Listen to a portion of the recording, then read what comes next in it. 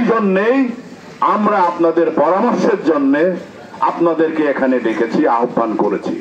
আপনারা যে পরামর্শ দিচ্ছেন আজকে আমার কাছে অত্যন্ত ভালো লেগেছে যে এই কনকনে শীতের মধ্যে সারা বাংলাদেশে আজকে এই সবথেকে তাপমাত্রা কম। সকালবেলা সূর্যের আলো দেখা যায়নি, এখন যদিও রৌদ্র উঠছে।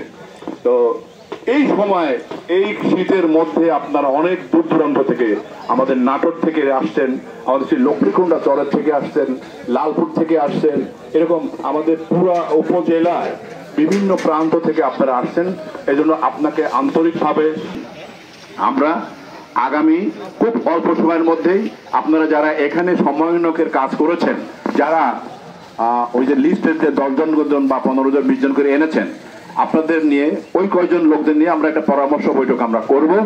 সেই পরামর্শ বৈঠকে আমাদের এই সংগঠনের নামটা একদম চূড়ান্ত করে ফেলবো। আরেকটা বিষয় বলবো, সেটা হলো যে আমাকে আপনারা এখানে যে সমস্ত পরামর্শ দিয়েছেন তার মধ্যে একটা পরামর্শ দিয়েছে লক্ষ্মীকুণ্ডা থেকে শাহাবুল বিশ্বাস। আমার কাছে খুব ভালো লেগেছে, তার কারণ প্রথম পর্যায়ে ইউনিয়নে এরকম একটা করে সভা করেন, প্লাস পৌরসভা পরামর্শ আমার কাছে পছন্দ হয়েছে। এবং আপনারা অনেকেই বলেছেন বিভিন্ন কৃষি পণ্যের দাম পান না, প্রদর্শনী ঠিক মতো প্রদর্শনীর কৃষি উপকরণগুলো সুবিধা পান না, বা এরকম যে সমস্ত শুনবেন না।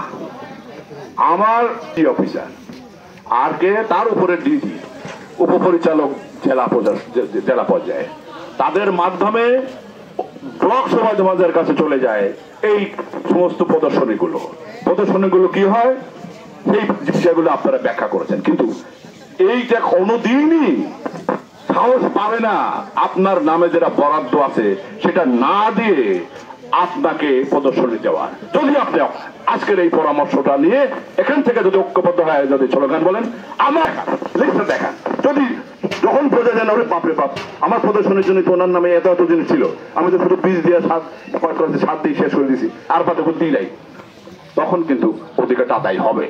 তার আগে আপনি যত কথাই বলেন, যত এখানে বসে যত গল্পই করেন, লাভ নাই। এটা কিন্তু আমাদের ভাবতে হবে, বুঝতে হবে। আজকে আমার কাছে অত্যন্ত ভালো লেগেছে, আমাদের সাবেক চেয়ারম্যান সাহেব এসেছেন, আমি ওনাকে খুব কাছে থেকে চিনি, দুজন একসাথেই পড়তাম। তো যাই হোক, এরপরে তো বিভিন্ন ভাবে উনি চলে গেছেন ডিপ্লোমা লাইনে, আমি চলে গেছি বিশ্ববিদ্যালয়ের লাইনে। আবার উনি সৌভাগ্যক্রমে উনি চাইছেন যে আপনাদের সাথে আছি, এটাই আমাদের হওয়া দরকার। এটাই কিন্তু আমি নাটোরের ভাইদেরকে বলছি যে আপনারা যে দলেই থাকেন, এখানে পরিচয় থাকবে কৃষক।